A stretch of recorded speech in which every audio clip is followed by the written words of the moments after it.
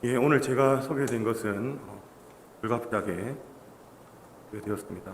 담임 목사님 위해서 치유와 회복을 위해서 기도해 주시기를 부탁을 드리겠습니다. 개인적으로는 저에게는 참 좋은 기회임의 영광입니다. 담임 목사님과 당회와 외위에 이런 기회를 주셔서 참 감사드립니다. 처음은 아닙니다. 지금 세 번째인데, 근데 첫 번째나 세 번째랑 무슨 차이가 있겠습니까? 첫 번째가 떨렸다고 지금 안 떨리는 게 아닌데, 불안하시면 마음으로 기도해 주시고 이렇게 편하게 말씀을 들어주시면 되겠습니다. 근데 한 가지 기억해 주시는 것은 오늘 한 말씀 사역자가 오늘 이 강단을 통해서 또 경험을 쌓고 성장해 가는구나 라고 봐주시고 미흡하더라도 양해해 주시기를 이해해 주시기를 부탁을 드리겠습니다. 오늘 본문은 불가피하게 변경이 되었습니다. 오늘 본문은 그대로 다음 주에 담임 목사님께서 말씀을 선포하실 것입니다. 오늘은 요시야에 대해서 나누고자 합니다. 요시야의 전체의 삶을 가지고 우리가 어떤 교훈을 가져야 되는지를 나누고자 하는데, 오늘 본문을 정한 이유는 크게 두 가지입니다. 첫 번째는 토요일부터 여름 성경학교가 시작이 됩니다. 초등부에서 1가, 2가, 3가를 진행을 하는데 순서대로 사무엘, 다윗, 요시야입니다.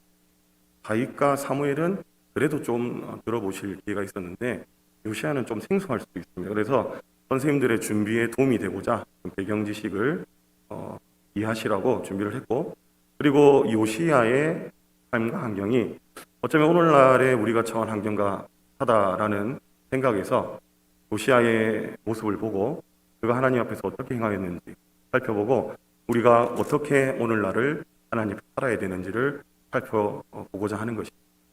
요시야는 정직하게 행하였고 다윗의 길로 행하였던 왕이었습니다. 그런 의미에서 우리 한번 옆에 지치는 분들께 밝은 미소를 띠시면서 인사하시겠습니다. 정직하게 행합시다. 한번 인사하시겠습니다. 정직하게 행합시다. 저는 한 번만 안 하죠. 두 번 하죠. 그 다음은 다윗의 길로 행합시다. 한 번 더 인사하시겠습니다. 다윗의 길로 행합시다. 우리 모두가 하나님 앞에서 정직하게 다윗의 길로 행하게 되기를 바랍니다. 오늘 말씀을 통하여서 우리는 요시야의 행적을 순서대로 살펴보면서 나갈 것인데, 순서가 모두 일정하지는 않습니다. 중심 주제에 따라서 조금씩 변동이 있습니다. 참고해 주시면 되겠습니다. 요시야는 남유다의 마지막 성군이었습니다. 남유다 왕 중에서 마지막으로 하나님 모시기에 선한 왕이었다는 것입니다. 그는 정직하게 행하였고 다윗처럼 다윗의 길로 행하였습니다. 오늘 이 시간에는 요시야의 행적을 통하여서 우리가 어떤 삶을 살아야 되는지 살펴보고자 합니다. 남유다는 총 20대의 왕으로 이어졌습니다. 20대 왕을 끝으로 바벨론에게 멸망을 당하게 되는데 요시야는 16대의 왕입니다. 16대의 왕인데 17대, 18대, 19대, 20대는 모두가 하나님을 버리고 우상을 섬겼던 악한 왕입니다. 요시야를 끝으로 4명의 왕은 총 22년 6개월이란 기간을 끝으로 남유다가 멸망을 당하게 된 것입니다. 정직하게 행했다, 다윗의 길로 행했다, 왕을 평가할 때 자주 나오는 말씀 본문입니다. 악한 왕을 말할 때 여로보암의 길로 행했다. 북이스라엘의 첫 번째 왕이었던 여로보암의 길로 행했다. 그 말씀은 우상을 섬겼고 하나님을 버렸다는 것입니다. 그리고 정직하게 행했다라는 것은 하나님 모시기에 정직했다. 남유다의 19대 왕 중에서 정직하게 행했다고 평가받은 왕이 총 8명입니다. 그런데 요시야 왕은 그것을 포함해서 정직하게만 행해도 A급입니다. 그것을 포함해서 다윗의 길로 행했다. 다윗처럼, 다윗과 같이 하나님 마음에 합하게 하나님을 섬겼다는 것입니다. 그 왕은 8명 중에서도 총 3명밖에 없습니다. 요사밧, 그리고 히스기야, 요시야입니다. 그렇기 때문에 요시야는 어쩌면 남유다의 마지막에 하나님께서 주신 축복인 줄도 모릅니다. 마지막 하나님께서 하나님의 뜻을 요시야를 통해서 나타내셨는데, 성군 요시야는 31년간 남유다를 다스리며 하나님을 기쁘시게 했습니다.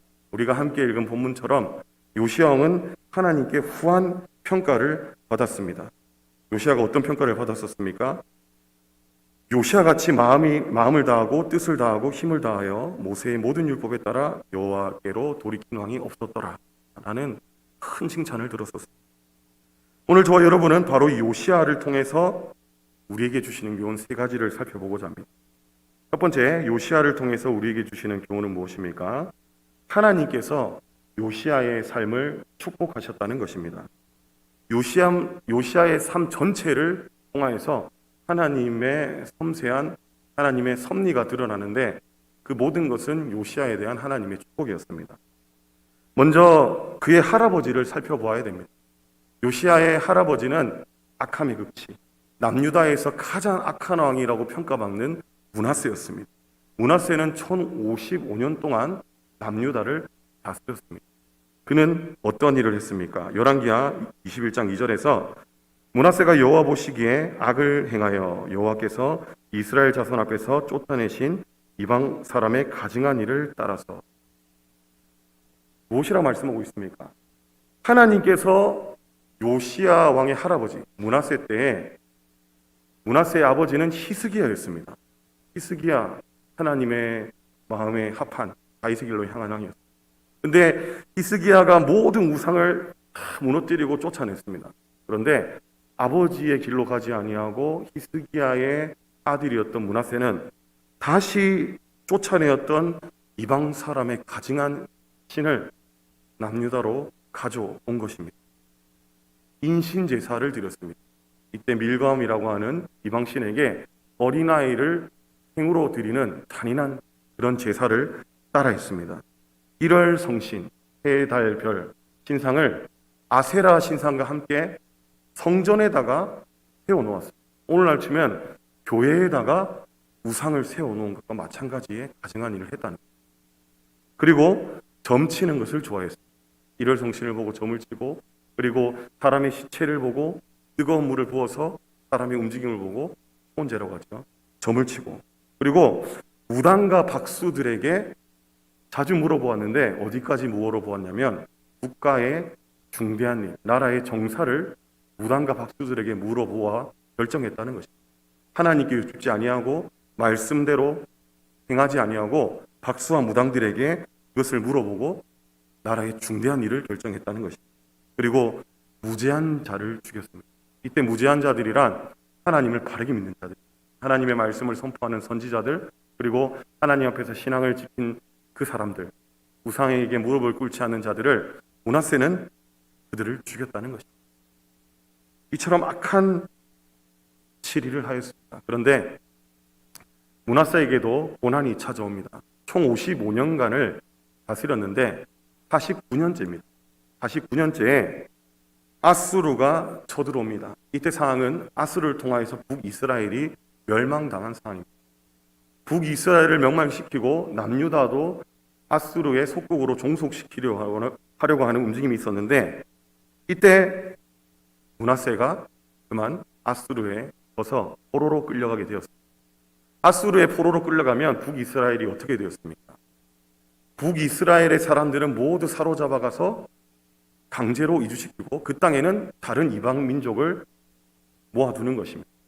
완전히 민족을 말살시키려는 것입니다. 그래서 혼혈이 생겨납니다. 그 혼혈을 무엇이라 합니까? 사마리아인이라고 우리는 합니다. 그렇게 잔인한 민족입니다.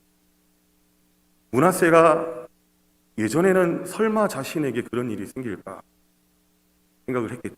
근데 자신에게 그날이 온 것입니다. 포로로 끌려갔고 거기서 그는 하나님께 간절히 기도하겠습니다. 하나님께 간절히 구하였고 하나님께서는 그 기도를 응답해 주십니다. 그때서야 므낫세가 하나님이신 줄을 알았다. 여호와께서. 역대하 33장 12절에서 13절 말씀입니다. 그가 환난을 당하여 그의 하나님 여호와께 간구하고 그의 조상들의 하나님 앞에 크게 겸손하여 기도하였으므로 하나님이 그의 기도를 받으시며 그의 간구를 들으시사 그가 예루살렘에 돌아와서 다시 왕위에 앉게 하심에 므낫세가 그제서야 여호와께서 하나님이신 줄 알았더라. 므낫세가 55년 중에서 49년은 악하게 행하였습니다. 그런데 49년에 그가 큰 고난을 겪게 되었습니다. 그때 하나님께 간절히 구하였고 하나님께서 그 기도를 들어주심으로써 포로에서 풀어주십니다. 다시 예루살렘으로 돌아와서 나머지 6년간을 왕위를 이어갈 수 있었습니다. 므낫세가 그때 깨달은 것입니다. 여호와께서 참 하나님이시다. 그래서 우리가 므낫세가 악한 왕이라고 알고 있지만 다시 9년간은 악하게 행했습니다. 나머지 6년간은 그가 하나님 앞에서 겸손하게 행했다고 말씀하고 있습니다. 돌아온 그는 나라의 성벽부터 재건시켰습니다. 높이 쌓았습니다. 포로로 잡혀가다 보니 그 부분부터 행했을 것입니다. 그리고 자신이 가져왔던 모든 우상을 제거합니다. 그리고 하나님을 바르게 섬기도록 백성들에게 강요하는 것입니다. 요시아의 삶을 볼 때 그의 할아버지가 남유다의 가장 악한 왕이다. 절망적인 상황입니다. 하지만 하나님께서는 이미 므낫세를 겸손하게 하시고 요시아의 때까지 영향이 올 수 있도록 준비시켜 주신 것입니다. 그의 아버지는 또 어떻습니까? 반란으로 암살당한 아몬입니다. 열왕기하 21장 20절을 보시면 아몬이 그의 아버지 므낫세의 행함같이 여호와 보시기에 악을 행하되, 아몬은 짧은 시간밖에 치리하지 못했습니다. 단 2년간을 남유다를 다스렸습니다. 15대 왕으로 남유다를 2년간 다스렸는데 그는 정직하게 행하지도 못했고 다윗의 길로도 행하지도 못했습니다. 우상을 숭배하였습니다. 그의 아버지가 49년간을 악하게 행했지 않습니까? 그러면 그는 세자로서 상당히 오랜 시간을 머물렀던 것입니다. 그러면서 무엇을 보고 자랐겠습니까? 악한 그 행위를 보고 자란 것입니다. 므낫세가 돌아와 6년을 바르게 행하였지만 이미 그에게는 우상 숭배가 자리 잡고 있었던 것입니다. 갑자기 아버지께서 포로로 잡혀갔다 돌아오시더니 좀 변하셨다, 이상해지셨다 라고 판단을 하고 아버지가 행하는 대로 행하지 않았던 것입니다. 여전히 우상을 숭배하였고 결국 남유다 백성 중에서 반란을 일으켜서 그 백성들 손에 죽임을 당하게 됩니다. 그렇다고 하나님께서 약속하신 다윗의 왕조가 바뀐 것이 아닙니다. 반란을 일으켜서 아몬을 살해한, 암살한 그들은 또 남유다의 백성들이 그들을 색출해내서 모두 제거하고 므낫세, 아몬 그 계보를 따라서 요시야를 왕으로 세우게 되는 것입니다. 반란이 일어나서 그 왕위가 이어지지 못할 위기에 처해 있었습니다. 하지만 하나님께서는 다윗과의 언약, 다윗의 위를 굳건하게 해주시겠다는 그 언약을, 다윗과의 언약을 지켜주셔서 아몬이 비록 반란으로 살해됐지만 그 반란자들은 모두 색철되어서 처형이 되고 백성들을 통하여서 요시야가 왕으로 세움받게 된 것입니다. 요시야는 찬란한 마지막 별빛과도 같은 존재였습니다. 별은 마지막에 찬란하게 빛을 냅니다. 남유다의 마지막 왕이었던 요시야가 그와 같았습니다. 역대하 34장 1절 말씀 보시면 요시야가 왕위에 오를 때 나이가 8세라 예루살렘에서 31년 동안 다스리며 31년간을 다스렸습니다. 그런데 그가 왕위에 오를 때가 8세였다라고 말합니다. 어린 나이에 왕위에 오른 것입니다. 어린 나이에 왕위에 올라서 31년 동안 하나님의 마음을 합하게 하며 이 남유다를 다스렸습니다. 그리고 역대하 34장 3절 말씀에는 아직도 어렸을 때 곧 왕위에 있은 지 8년에 그의 조상 다윗의 하나님을 비로소 찾고 제 12년에 유다와 예루살렘을 비로소 정결하게 하여 그 신상들과 아세라 목상들과 바로 새긴 우상들과 구워 만든 우상들을 제거하여 버리매 8세의 왕이 되었습니다. 그리고 8년 후 16세가 되었을 때 하나님을 비로소 찾았다라고 기록되어 있습니다. 이것은 갑자기 하나님을 찾게 되었다라는 의미가 아닙니다. 어려서부터 하나님을 알았습니다. 그래서 하나님을 잘 알고 있었지만 16세가 되었을 때 비로소 깊이 하나님을 만났다는 것입니다. 요시야가 어려서부터 하나님을 알았고 16세가 되어서 하나님을 바르게 찾은 그 근거는 어디에 있겠습니까? 일부 학자가 이렇게 말합니다. 므낫세가 회개하고 돌아온 때를 말합니다. 그가 6년간을 바르게 다스렸다라고 말씀드렸습니다. 그리고 남은 2년간은 그의 아버지 아몬이 다시 하나님을 버리고 우상을 섬겼다고 했습니다. 이때 요시야의 나이, 아몬이 죽었을 때 요시야의 나이가 8세이기 때문에 그럼 겹칩니다. 므낫세가 돌아와서 회개할 그 시기에 요시야가 태어납니다. 그리고 할아버지로부터 바른 신앙의 교육을 받고 6세까지 자라게 된 것입니다. 그래서 어려서 기초를 다지게 되었고 2년간 아버지의 그 악행을 보았지만 이미 자리 잡은 신앙이 큰 역할을 한 것입니다. 그래서 8세의 나이는 너무 어리기 때문에 영향력을 발휘할 수 없습니다. 16세가 되었을 때 하나님을 비로소 만났다. 더 깊이 하나님을 예배하게 되었고, 그리고 20세가 되었을 때 드디어 종교개혁을 일으키는 것입니다. 무엇이라 말씀하고 있습니까? 우리가 읽은 그대로 우상을 제거하는 그 일을 하게 되는 것입니다. 20세의 어린 나이로. 지금 나라는 어렵습니다. 아수르의 위협에서 언제 나라가 사라질지 모르는. 많은 영토를 빼앗겨서 북이스라엘 영토는 이미 빼앗기고 있고 이제 남유다만 남았는데 남유다도 거의 대부분 빼앗겨서 예루살렘 정도만 남은 그 상황에서 아수르에 밑보인다면 이제는 도저히 해결할 수 없는 상황인데 아수르가 섬기는 그 우상을 제거한다는 그것은 엄청난 결단이 아닐 수 없습니다. 하지만 어려서부터 하나님을 알았고 16세에 하나님을 깊이 체험했던 요시야는 20세 때 그 종교개혁을 단호하게 실행하는 것입니다. 그래서 26세 때에는 이 종교개혁이 끝나고 성전이 어느 정도 정리가 되었습니다. 아까 말씀드렸다시피 성전의 우상들로 가득했다고 말씀드렸습니다. 이 종교개혁을 하니까 우상들을 다 제거하게 되는 것입니다. 그래서 이제 성전을 보수해야 되는 시기가 옵니다.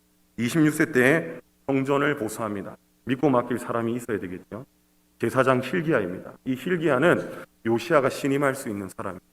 백성들에게 성전을 보수할 그 헌금을 모읍니다. 이때 남유다는 굉장히 연약하고 가난했습니다. 강대국에게 모든 것을 뺏긴 상황인데 백성들에게 그 헌금을 걷어서 성전을 보수하는 것입니다.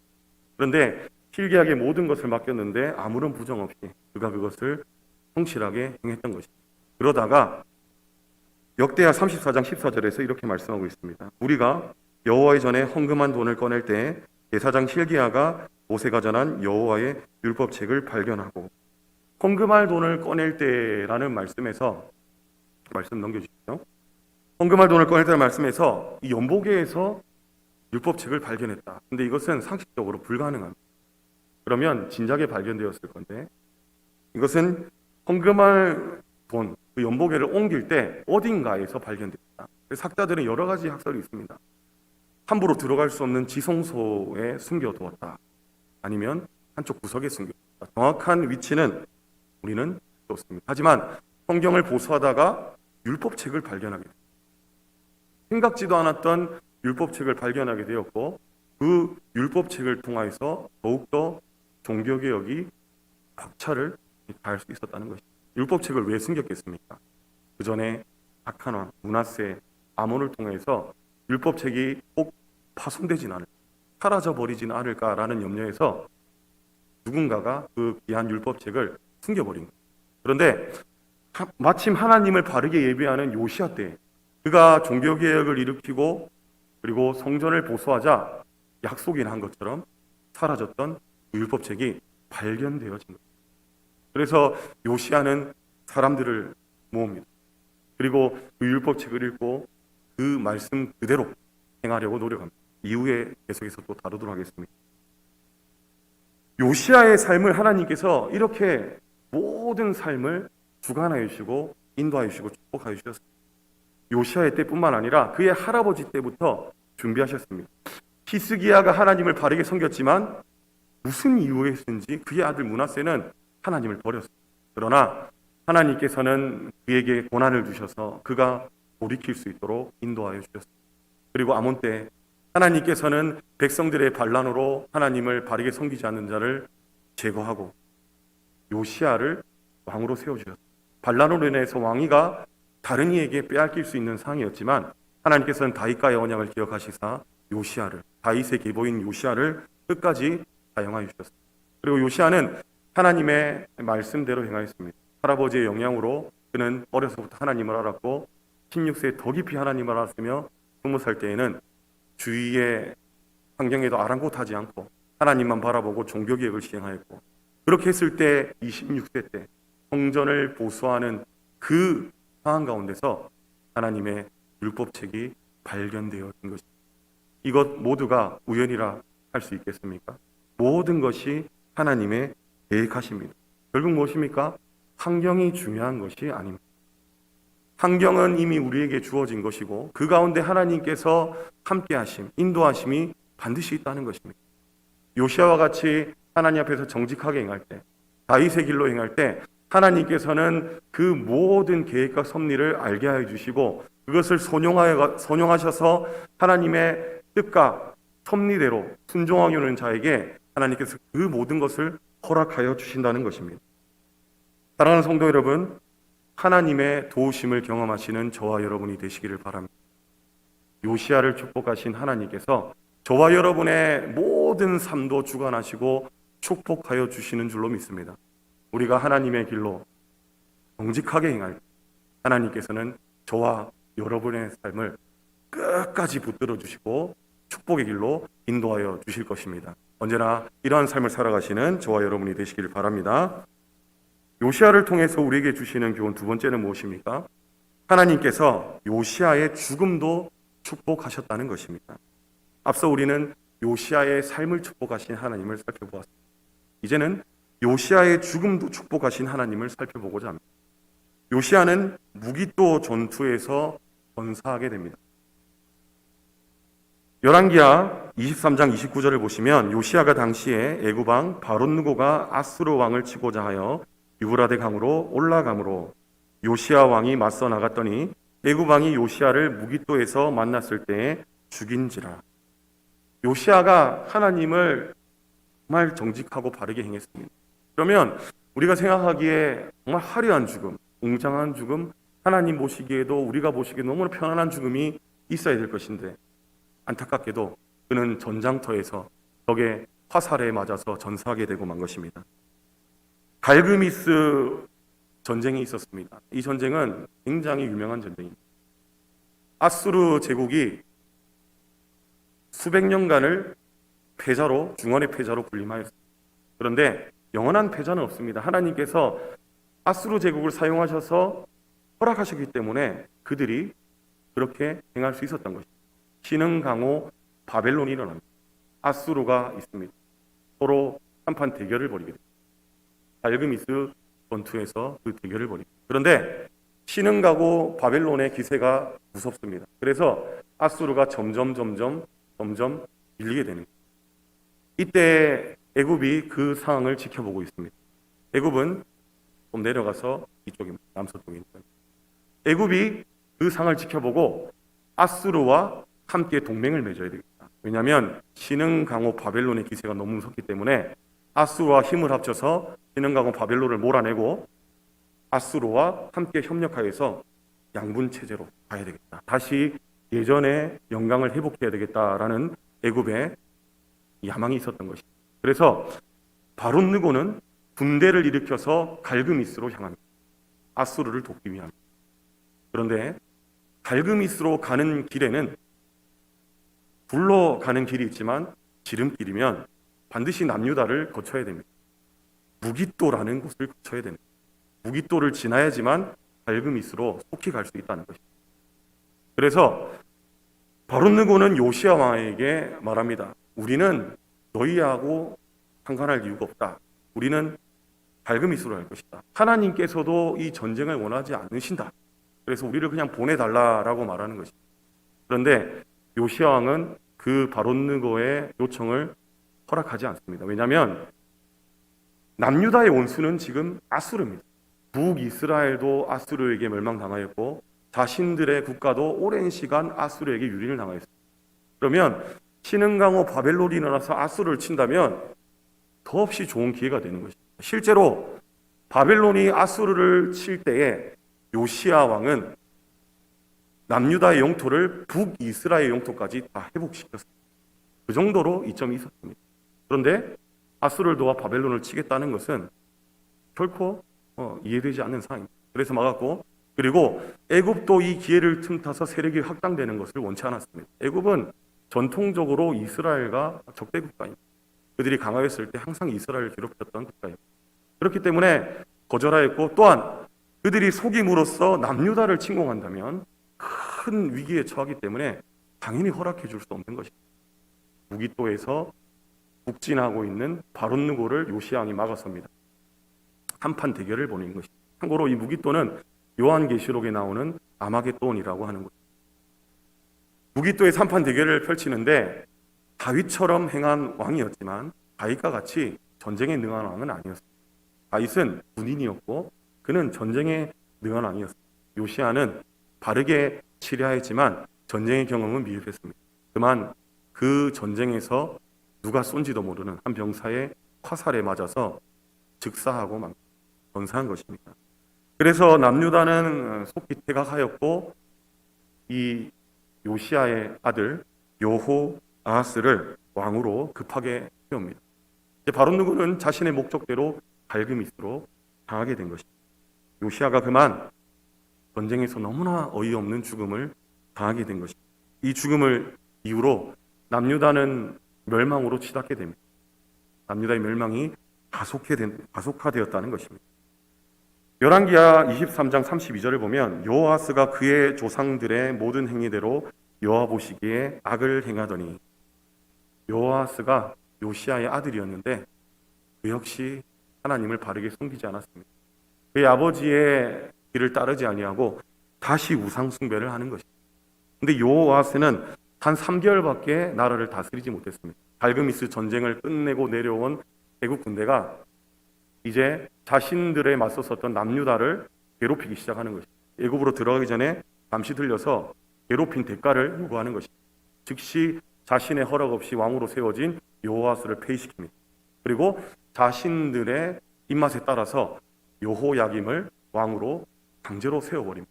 그리고는 여호야김에게 은 100달란트와 금 1달란트를 벌금으로 내라, 이렇게 요구하는 것입니다.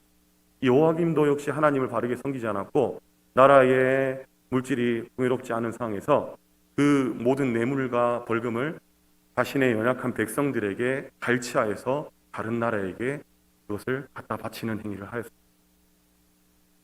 바벨론이 득세하였고 다시 이 남유다는 또 바벨론에게 멸망하고 또 마음대로 여호야긴을 왕으로 세우니까 여호야김 11년, 여호야긴은 3개월 동안 왕으로 치리하였는데 바벨론이 다시 와서 누구의 허락을 받고 여호야김을 왕으로 세우냐?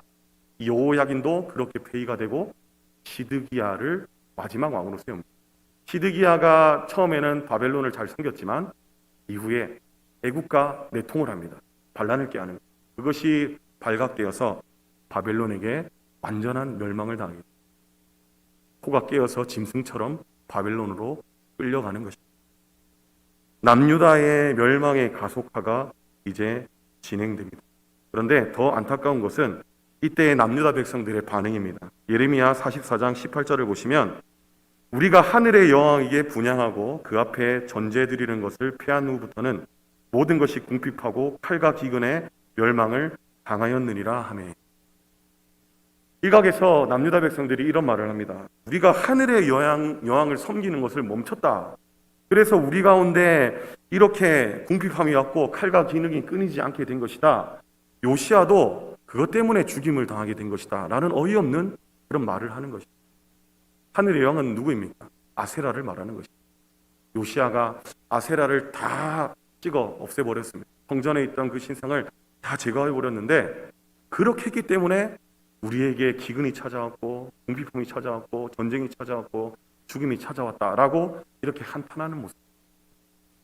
참으로 안타까운 삶. 어느 누구라도 하나님께 돌아가자, 하나님을 바르게 섬기자라고 외치는 이때 예레미야와 하박국 선지자의 외침에 귀를 기우는 자가 없이 이렇게 자신들의 생각하기에 편한 대로 생각하며 하나님의 진노를 하는 상황입니다. 그런데 이것은 사실이 아닙니다. 오늘날에도 누군가가 어려움을 당하면 우리는 이런 말을 해서는 안 되지만 자신의 스스로 판단하며 말할 때가 종종 있습니다. 누군가가 병에 걸리면 그가 하나님을 바르게 섬기지 않았기 때문이다. 무엇을 했기 때문이다. 그가 실패를 하면 그가 어떤 이유 때문에 그렇게 된 것이다. 판단을 합니다. 과연 요시야가 백성들의 말처럼 사람의 생각처럼 하나님께서 그렇게 하신 건지 살펴보도록 하겠습니다. 여선지자 훌다의 예언이 있습니다. 요시야가 성전에서 숨겨두었던 그 율법책을 발견하자 그 말씀을 읽고 회개하며 은혜를 받아서 그 말씀을 가지고 예언자 훌다에게 신하들을 보냅니다. 하나님의 말씀이 무엇인지 정확하게 알기 위함입니다. 그래서 선지자 훌다는 크게 두 가지로 말씀하여 줍니다. 첫 번째, 열왕기하 22장 17절에서 이는 이 백성이 나를 버리고 다른 신에게 분향하여 그들의 손의 모든 행위로 나를 경노하게 하였습니다. 그러므로 내가 이곳을 향하여 내린 진노가 꺼지지 아니하리라 하라 하셨느니라. 요시야가 자신의 운명과 자신의 민족들의 운명을 예언자 훌다에게 물어보러 신하를 보내었을 때 이미 하나님께서는 여선지자 훌다를 통해서 하나님의 계획을 말씀해 주셨습니다. 이미 남유다 백성들의 제약이 크므로 요시야가 고군분투했지만 그 제약이 너무나 크므로 하나님께서 이곳을 내리실 진노를, 이 남유다를 향해서 내리실 진노가 꺼지지 않을 것이다. 이미 심판의 선언을 하신 것입니다. 그렇기 때문에 요시야가 하나님을 섬기고 다른 신을 섬겼기 때문에 벌을 받은 것이다 라는 말은 터무니없는 말이에요. 왜냐하면 이 모든 것이 하나님의 계획하신 가운데 이루어진 것이 요시야가 아니었다면 그 심판이 더욱더 앞당겨졌을 것입니다.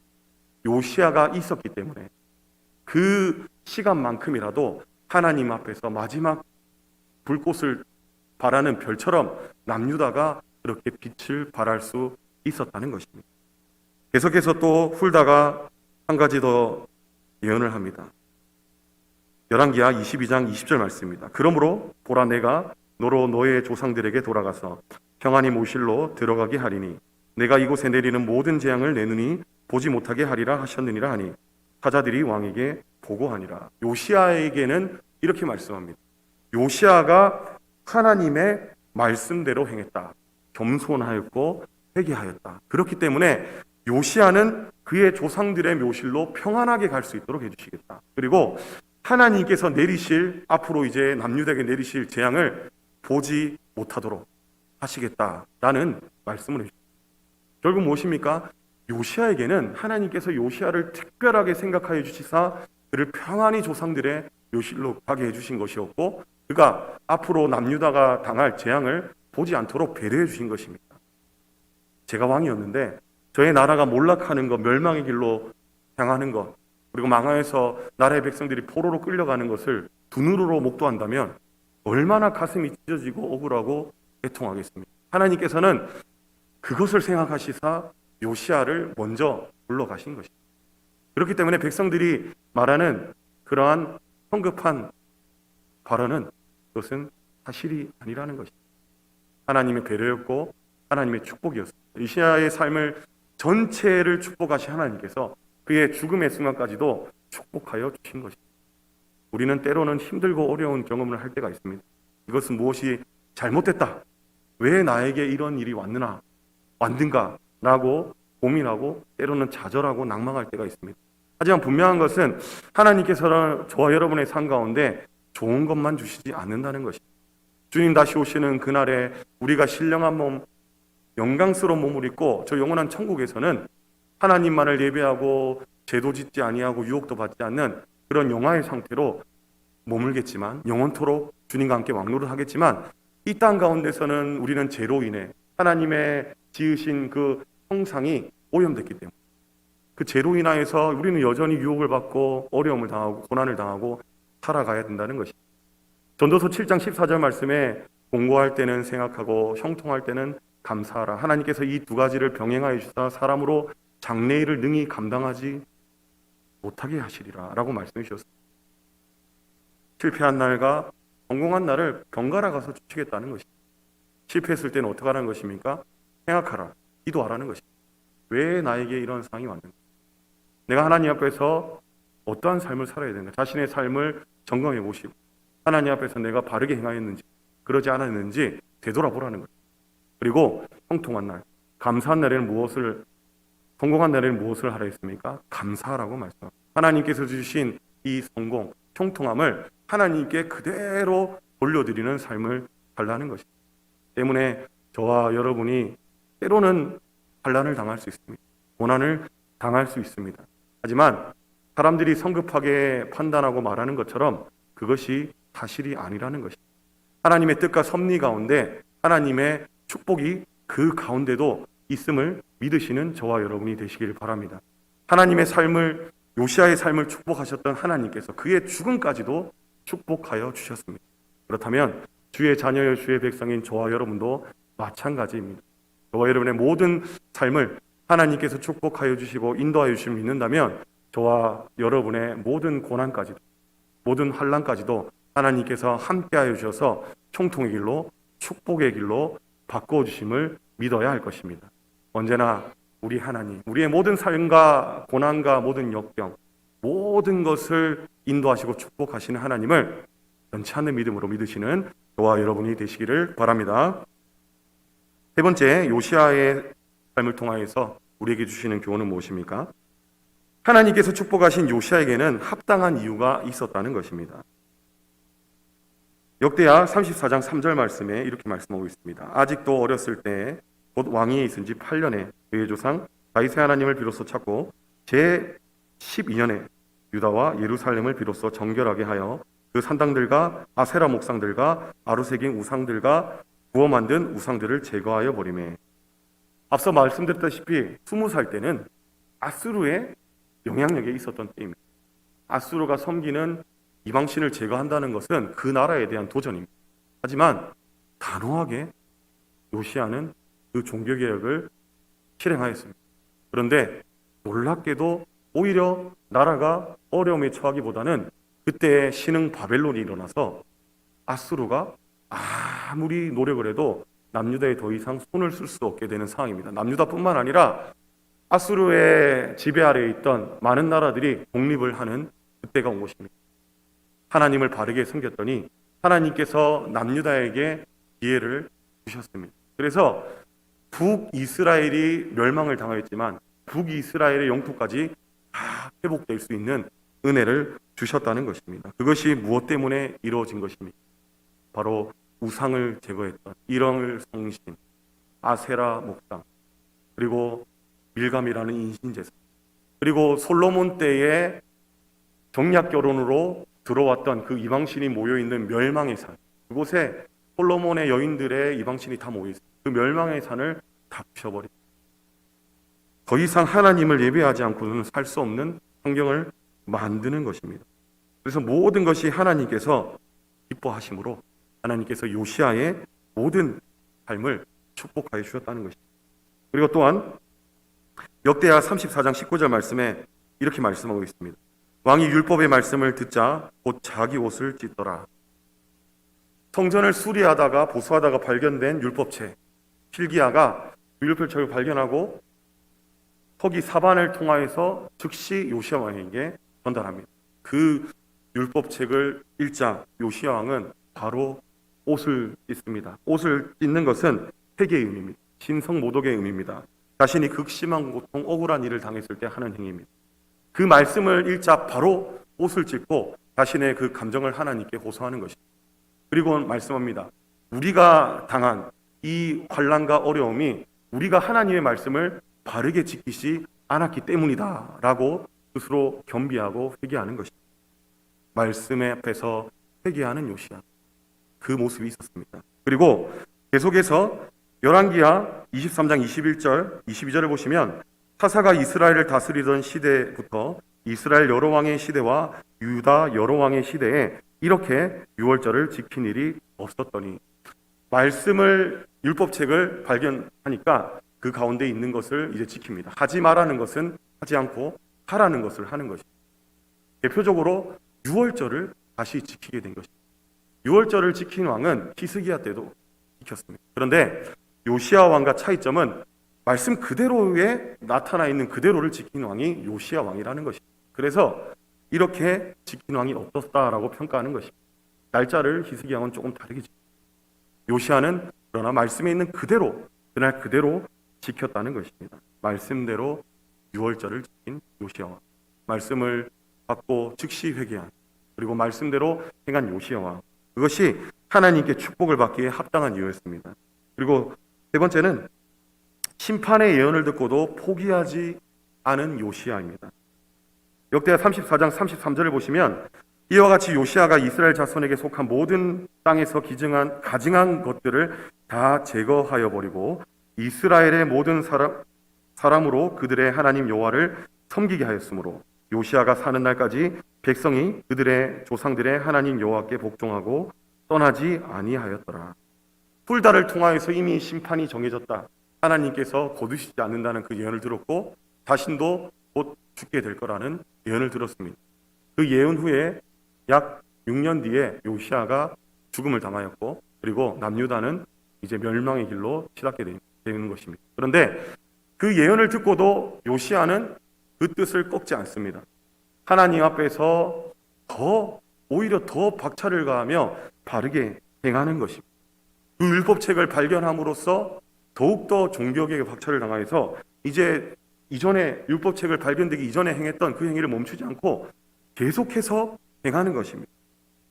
가증한 모든 것을 제하해버리고 백성들에게 하나님만을 섬기게 살 수 있도록 그 말씀을 가르치고 그렇게 인도하는 것입니다. 그랬더니 요시야가 사는 날에 백성이 그들의 조상들의 하나님 여호와께 복종하고 떠나지 아니하였다라고 말씀을 우리 가운데 말씀하여 주고 있습니다. 보통 사람 같으면 어떻겠습니까? 해도 안 되는구나. 이미 정해진 거구나 라고 포기할 수도 있는 문제입니다. 해봤자 소용이 없구나. 하지만 요시야는 하나님의 말씀을 들었지만 그 진노의 심판의 말씀을 들었지만 그가 할 수 있는 최선을 다해서 이전과 동일하게 나아갔다는 것입니다. 사랑하는 성도 여러분, 저와 여러분에게 이 요시야의 축복받은 합당한 이유가 큰 도전을 줍니다. 하나님 앞에서 하지 말아야 되는 것 제거했던 요시야 그 성을 다 제거해버렸습니다. 그리고 하나님 앞에서 하라고 명하신 하나님의 말씀에 순종했던 요 6월절을 말씀 그대로 지켰습니다. 그 요시야에서 우리가 말씀을 중심으로 좌로나 우로나 치우치지 아니하고 말씀 가운데 순종하며 말씀 가운데 하지 말라는 것은 또한 하지 않는 모습. 그것이 하나님 보시기에 하나님께서 우리를 축복하여 주시는 합당한 이유인 줄로 믿습니다.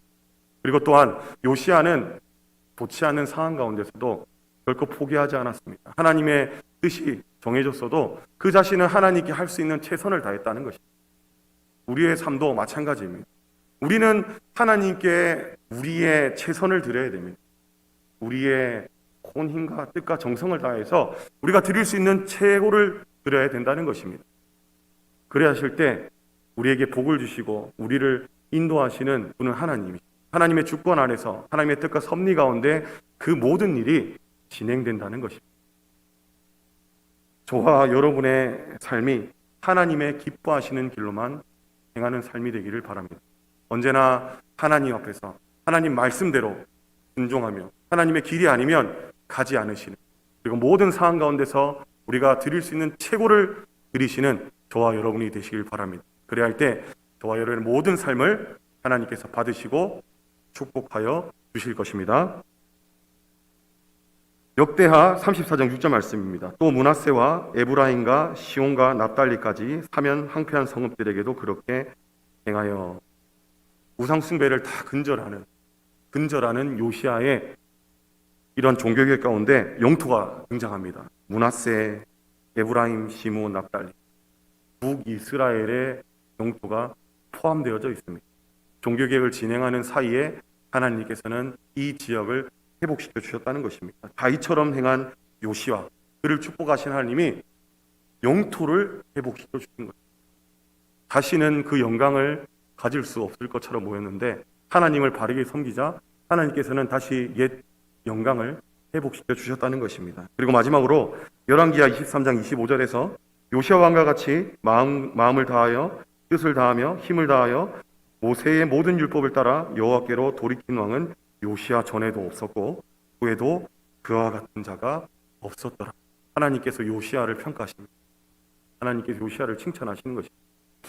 이와 같이 모든 율법에 따라서 여호와께 돌이킨 왕은 전에도 없었고 후에도 없었더라. 얼마나 하나님 앞에서 영광스러운 이 평가입니다.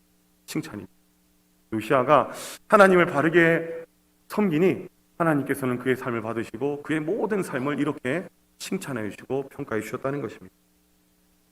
요시아의 삶을 인정해 주셨더니 사랑하는 성도 여러분, 저와 여러분의 삶도 오늘날 우리가 함께 만나본 요시아의 삶과 같이 되기를 바랍니다. 하나님께서 받으시는 삶, 요시아를 바라보실 때 이러한 왕이 전에도 없었고 후에도 없었더라라고 말씀하시는 이 하나님의 칭찬과 하나님의 이 축복이 오늘날 저와 여러분에게도 임하게 되기를 바랍니다. 언제나 하나님 말씀을 중심으로 우리의 주변 환경이 어떠하든지 간에 환경을 바라보는 것이 아니라 하나님 한 분만을 바라보시며 그 안에서 하나님의 인도하심을 받고 하나님의 뜻과 섭리를 발견하여서 하나님의 말씀대로 순종하시는 저와 여러분이 되시기를 바랍니다. 이 삶을 받으시고 하나님께서 우리 가운데 역사하시고 축복하여 주실 줄로 믿습니다. 함께 기도 드리시겠습니다.